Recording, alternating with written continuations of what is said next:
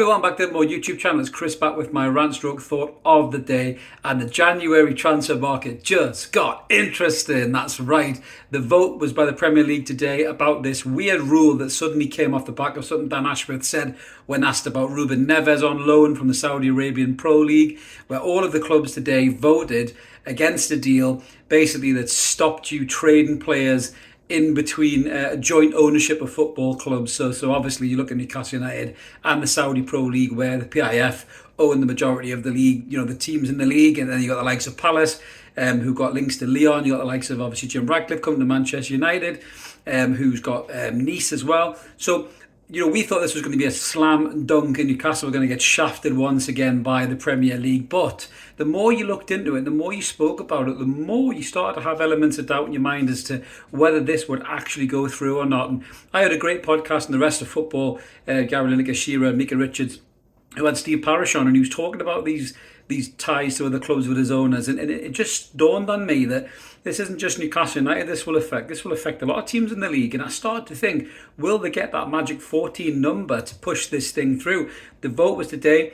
I think most of us, being cynical, were thinking this is probably just going to go through and Newcastle will be screwed and we can't loan any players from the Saudi League in January, but it didn't.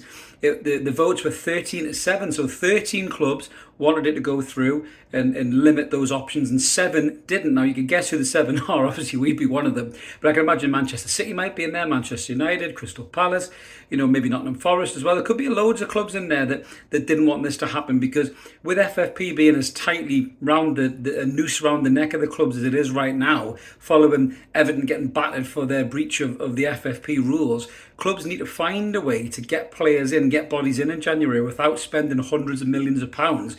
And loan deals by in between clubs that are owned mutually by owners or shareholders in the club is a good way to do it. I mean, the Everton thing does look harsh, but the more you hear about that, they were warned several times by the Premier League. That's what they had to do to stop getting this fine going through. What implementations did they have to put in place? They were told and they still didn't do it. So that's why they got done.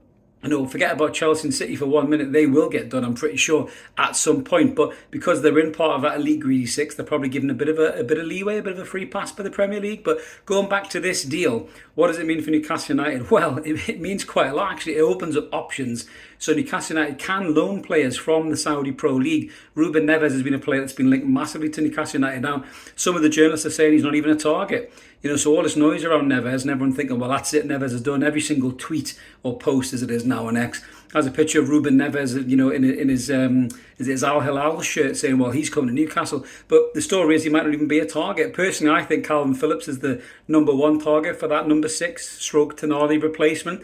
And I think that deal might be more or less done in terms of a loan with an option to buy, which I think is a good deal. Now, if Newcastle can get the likes of Calvin Phillips in, loan to buy, maybe even this Ekatike deal. Now, he does split opinion. I think the whole way that played out last time was not good. But, if the player is willing to come and he's got quality and then he thinks he can use him and he can get him on a loan to buy as well, that's another great bit of business by Newcastle. 2 of the 3 positions that need to be filled. But if you look, for example, at the centre-half position, now these loan deals are open. We could theoretically loan Laporte from Al Nassr through this channel, and that's a hell of a player to bring one back for. He's one of City's best defenders. I was shocked to even let him go, to be honest with you. We got likes of Kante, Benzema, even, dare I say it, Cristiano Ronaldo, which I can't see happening, but you just never know. Any more injuries to Isaac Wilson, maybe we will send for Ronaldo SOS in the January transfer window. I'm joking. I don't think you would fit into Eddie Howe's play. I really don't. But this just opens up way more options for Newcastle, and it means that we don't have to dance around the edge of financial fair play. We've got the likes of Darren Eales and Silverstone and all these guys in the club who are really good financial experts, as well as Amanda Staveley and Murdad as well, who are really good with the money. They will be looking at that thinking, right, can we buy a player? How much can we get the player for? Will it push us over? Okay, right now, let's go and look at the Saudi Arabian League. Can we speak to PIF?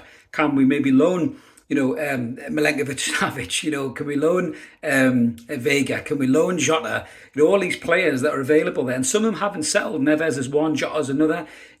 Yeah, a lot of the fans for their clubs, I mean, the Wolves fans seem to have a real good kinship and love for Neves. But with Jota, I know my dad's a Celtic fan. They weren't very happy when he fucked off over there. So he might be regretting that move. And this vehicle allows those players a chance to come back and play in Britain, in the Premier League, and I think it will help Newcastle as well. So yeah, I'm all for this, and it's great this has gone through. Weirdly enough, this was the one I thought might have snuck through. The other ruling, which I don't think happened today, was this weird rule that's going to stop the clubs from doing business with, I think, people linked to the third party ownership or something like that. The good analogy that Craig Hope used was basically if you put your house on the market and somebody offers you 200 grand for it, the way that they've got this deal working is you have to get 3 offers for 200 grand before you can sell it to that guy for 200 grand. That ain't going to work. That's a breach of competition law. I don't even think that one will even get to vote, because I think the lawyers would have been all over that, just pissing all over the chips on that straight away. But for this one, I think it's great that it's gone in the favour of Newcastle and all the other clubs as well. There, make no mistake about it, this isn't just about Newcastle. Loads of other clubs have been looking to use this vehicle to stay on the right side of FFP, but bring on the Saudi sales is what I say in January. Let us know in the comments below, who would you fancy from Saudi Arabia, realistically or unrealistically? We don't care. Smash them in the comments. We always do our best to reply to them. Like the video too as well. Subscribe if you can. We're really close to 6k. You'll help push us over. And if you fancy giving a little bit back to the channel, the member option's there for $1.99. You get early access to all these videos, so it's definitely worth it. Less than a pint really for £2. So why not? Loads of Newcastle United content. We'll be back this week with a match preview and a post-match for the Chelsea game, which hopefully Newcastle will get 3 points in on Saturday. But this is great news. Roll on January. We're all buzzing for this now. Have a good one, everyone. See you later. Cheers. Bye.